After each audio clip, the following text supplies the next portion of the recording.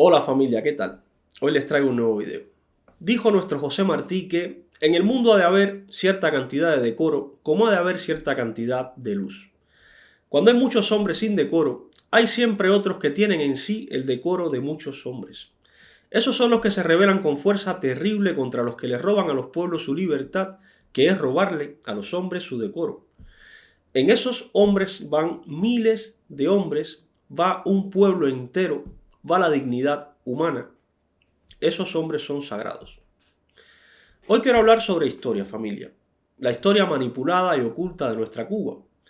Esa historia que no nos han enseñado en la escuela con profundidad y se limitaron simplemente a enseñarnos fragmentos fabricados y manipulados. Hoy quiero hablarles de algunos hombres y mujeres valientes que tuvieron la coherencia y el decoro de enfrentarse contra la dictadura de Batista y luego contra la mentira y el engaño comunista de Fidel Castro. Hoy quiero hablarles sobre los alzados del Escambray.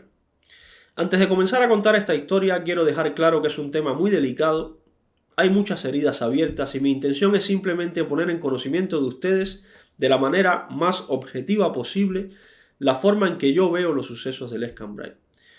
Hay personas que lo verán de otra forma, sin dudas, yo no tengo absolutamente nada en contra de eso, simplemente me haré eco de la información que yo he podido recolectar después de unos meses investigando. Hay un libro que es la principal fuente de datos, por lo menos que yo veo confiables, que se llama Escambray, la guerra olvidada, de Enrique G. Encinosa. Muchos de los datos que ofrezco están en ese libro y he tenido la oportunidad de contrastarlos, incluso con personas que participaron y todavía están vivas. Les repito que mi intención con este video no es poner ni quitar mérito a nadie ni entrar en contradicciones con nadie, simplemente contaré los hechos tal cual los he conseguido reunir y seguramente muchas personas, muchos de ustedes podrán aportar muchísimos datos que van a enriquecer el video. Para hablar de los alzados del Escambray tenemos que comenzar antes con el manifiesto de la Sierra Maestra del que he hablado en un video. Fidel en ese manifiesto prometía varias cosas, entre ellas restituir la Constitución de 1940 y unas elecciones libres. Y por esas promesas fue que algunos cubanos confiaron en Fidel y le apoyaron. Fue por esas promesas que algunos cubanos siguieron a Fidel Castro. Incluso Fidel negaba que él era comunista y que el movimiento también fuera comunista. Cuando Fidel llega al poder el 1 de enero de 1959, comienza a descubrirse todas las mentiras de Fidel. Comienza efectivamente a formar Fidel Castro un gobierno comunista dirigido por él mismo. El 9 de enero de 1959, Fidel legaliza el Partido Socialista Popular, legalizando así el comunismo en Cuba, y acto seguido reconoce al oficial diplomático de la URSS.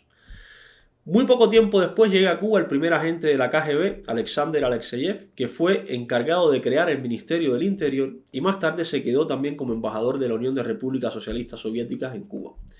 Uno de los primeros que descubrió este engaño fue el comandante Hugo Matos y advirtió a Fidel del corte comunista que estaba teniendo el gobierno y Fidel le dijo que no se preocupara y lo negó todo tajantemente. Poco tiempo después Hugo Matos renuncia, Fidel lo manda a arrestar y ya todos sabemos cómo terminan estos sucesos con la desaparición física de Camilo Cienfuegos. Hugo Matos no fue el único que se dio cuenta del engaño comunista de Fidel Castro. Hubo muchos otros hombres y mujeres que se dieron cuenta de la mentira y como mismo se enfrentaron a la dictadura de Batista con las armas, decidieron volver a tomar las armas y enfrentarse a la nueva dictadura comunista de Fidel Castro. Muchas de estas personas eran combatientes del propio ejército rebelde, policías de la Policía Nacional Revolucionaria, integrantes del directorio revolucionario, del movimiento 30 de noviembre y también un número importante de campesinos y de gente humilde, de gente trabajadora, que se negaba a que les expropiaran lo poco que tenían. Estos hombres y mujeres valientes fueron los alzados del Escambray. La guerra olvidada, como también se conoce a la lucha del Escambray, comenzó a principios de 1960, apenas un año después de haber llegado Fidel Castro al poder, y duró hasta finales de 1966. Un grupo de campesinos y excombatientes del ejército rebelde se enfrentaron, apenas sin armas y sin condiciones, contra el nuevo ejército de Fidel Castro y mantuvieron en jaque a los comunistas prácticamente por 6 años. Aunque se suele pensar que el lanzamiento fue solo en el Escambray, la realidad es que se convirtió en la lucha más extendida por todo el territorio nacional desde 1902. Recordemos que el ejército rebelde nunca llegó a abarcar las 6 provincias, mantener la lucha en las 6 provincias, se concentró mayormente en la zona de Oriente. Sin embargo, esta lucha del Escambray sí abarcó todas las provincias de Cuba al mismo tiempo.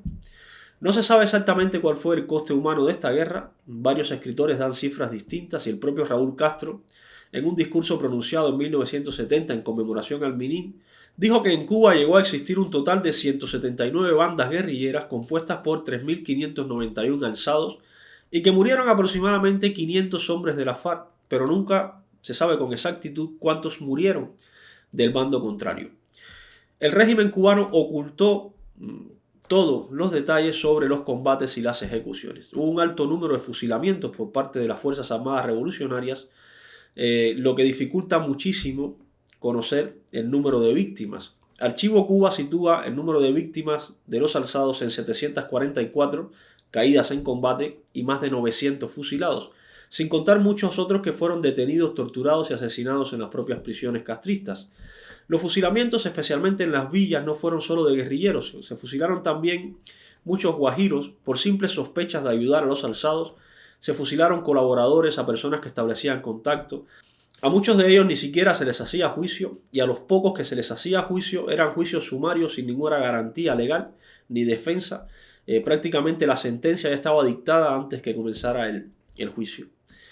Hecha esta introducción, vamos a hacer una breve cronología de los hechos. A principios de 1960 se produjeron una docena de alzamientos en el Escambray. Algunos de ellos fueron alzamientos espontáneos provocados por el descontento de los campesinos que ya comenzaba a ser bastante notable. El primer alzamiento del que se tiene constancia fue a principios de 1960. Pedro Rodríguez, que era un carnicero de profesión, se alzó dirigiendo un pequeño grupo de exmilitares del ejército. En la finca Cancán fueron rodeados por las Fuerzas Armadas Revolucionarias y Pedro muere ametrallado por la espalda. Pedro Rodríguez fue el primer hombre en morir en el Escambray. Poco tiempo después, un joven de 20 años de edad llamado Víctor Gámez comenzó a preparar un nuevo alzamiento, esta vez seguido por un grupo de ganaderos. Fueron descubiertos por la policía y fueron arrestados varios de ellos. Víctor logró esconderse en casa de un amigo y finalmente se alzó junto a varios hombres armados con escopetas viejas y pocos recursos. Este fue uno de los primeros focos guerrilleros de las villas. En Camajuaní, 3 hombres, Diosdado Mesa, Joaquín Membibre y Vicente Méndez, que eran oficiales del ejército rebelde, se sublevaron, tomaron el cuartel, cogieron las armas que pudieron y se alzaron con ellas. Esta fue la primera sublevación armada de militares del ejército revolucionario contra el gobierno comunista. Entre los principales jefes guerrilleros se encontraba Plinio Prieto. Plinio era un maestro de escuela que participó activamente en la lucha contra Batista como una de las figuras principales de la organización auténtica. Otro de los jefes guerrilleros era Osvaldo Ramírez, capitán de la Policía Nacional Revolucionaria, que llevaba meses organizando un alzamiento coordinado con otras provincias, como Pinal del Río, por ejemplo.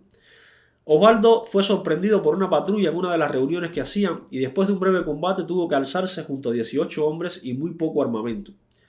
Eberio Duque fue otro guerrillero destacado, fue exteniente de las guerrillas de la lucha contra Batista y su misión era unificar y coordinar las guerrillas del Escambray. Eder Montiel fue otro hombre de muchísimo valor que, siendo director del Hospital de Topes de Coyantes, renunció a su puesto para formar una guerrilla con algunos campesinos que conocía. La guerrilla fue creciendo poco a poco hasta llegar a formar 7 columnas con entre 30 y 70 hombres por columna, además de otros grupos que se seguían alzando por su cuenta. La primera limpia del Escambray, que fue como el régimen comunista llamó a la operación, tuvo lugar entre diciembre de 1960 y marzo de 1961. Su objetivo era eliminar a todos los guerrilleros y para ello el gobierno comunista dispuso de un arsenal enorme y de 60.000 hombres que mandó allí a la zona. A finales de 1960 todos los caminos que comunicaban con el Escambray fueron cortados, nadie podía entrar ni salir de la zona. Centenares de familias campesinas fueron desalojados de sus bohíos para impedir que ayudaran a los guerrilleros. ¿Se acuerdan de la reconcentración de Weyler? Pues aquí se usó una técnica bastante parecida sin llegar al exterminio de Weyler. Estas familias fueron trasladadas por la fuerza a otras provincias y jamás se les permitió volver a sus casas. Luego estas familias constituyeron los pueblos cautivos, que eso es otro tema del que hablaremos también en algún momento. Es importante destacar que la inmensa mayoría de los campesinos de esas zonas apoyaban a los guerrilleros. o porque eran familias o porque estaban en desacuerdo con el régimen comunista cubano. Los bohíos y las fincas de estas familias que fueron desalojadas fueron destrozados por el ejército revolucionario, llegando incluso a matar los animales que tenían como caballos y burros para evitar que los guerrilleros pudieran usarlos.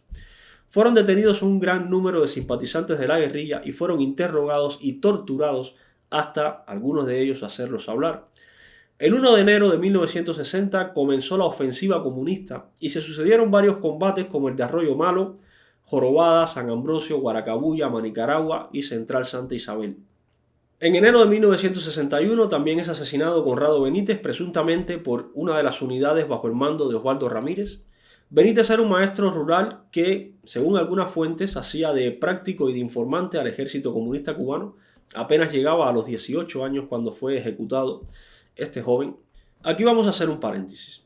Para ese entonces ya Fidel tenía bajo su control todos los medios de comunicación y todo el poder judicial en Cuba.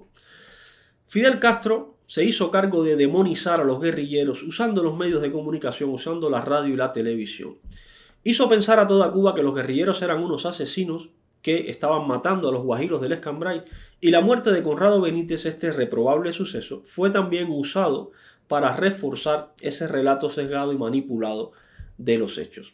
Después de varios combates en clara inferioridad, porque las guerrillas no tenían los mismos recursos que el ejército revolucionario, las guerrillas comenzaron a sufrir daños evidentes. Algunos guerrilleros consiguieron romper los cercos y salir en barco del país.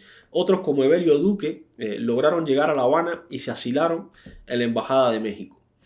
Muchos de los guerrilleros fueron capturados y llevados a Topes de Collantes. Allí fueron sometidos a torturas físicas y psicológicas.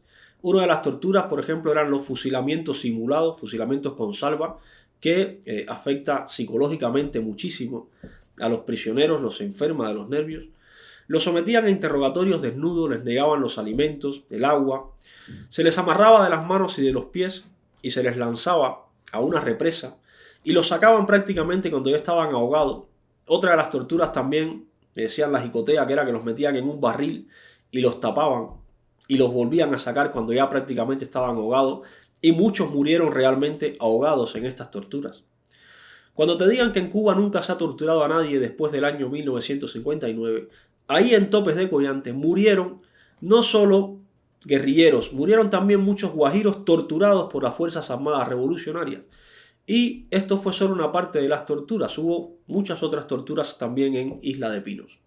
Después de la primera limpia del Escambray, quedaron algunos grupos guerrilleros que apenas ascendían a unos 200 hombres en su totalidad. Esos grupos, aunque eran pequeños, tenían ventajas. Por ejemplo, tenían experiencia de lo que habían luchado en esa zona, conocían muy bien la zona.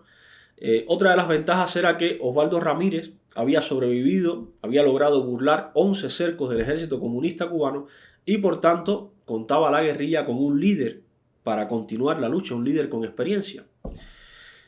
Y hasta aquí, familia, vamos a dejar la primera parte de este video. La semana que viene continuaremos con la segunda parte, la segunda limpia del Escambray y cómo termina toda esta lucha armada del Escambray.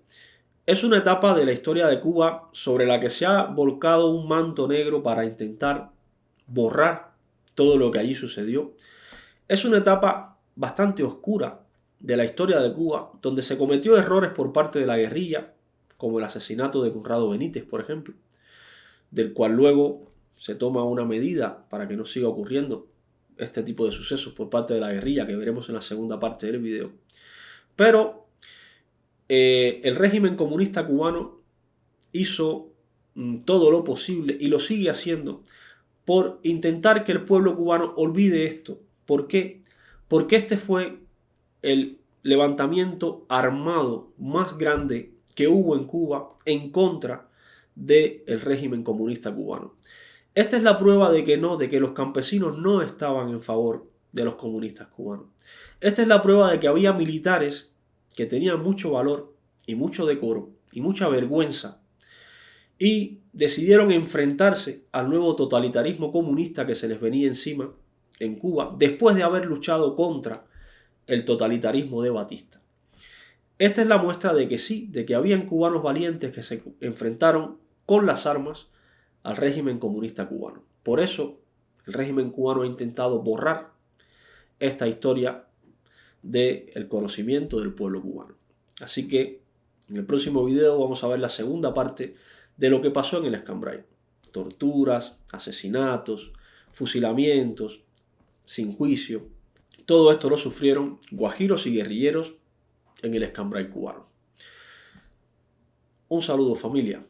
Nos vemos en próximos videos.